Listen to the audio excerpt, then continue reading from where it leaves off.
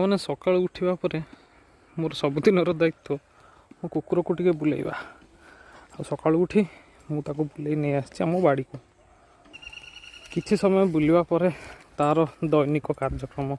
झाड़ा परिस्रा करने से घर को पुणी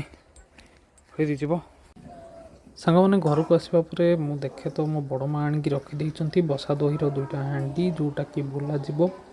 एवं एथिरू बाहर करा जीवो छेना घी आउ गोल दही घरे आमर जेहेतु गाई अच्छी से क्षीर दही छेना आम घरे सब बेले सफिसीयेंट थाए आउ जी कि मोर बड़ माँ सी सब दायित्व बुझाबुझी करती एबे सी दही बुलेवा जाऊँच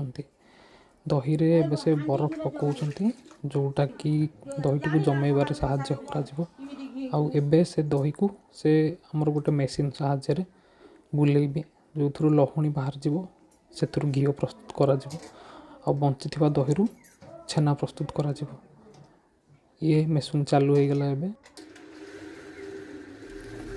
आम घरे जेहेतु बहुत लोक से आमर भातटी चुली रे बसा जाए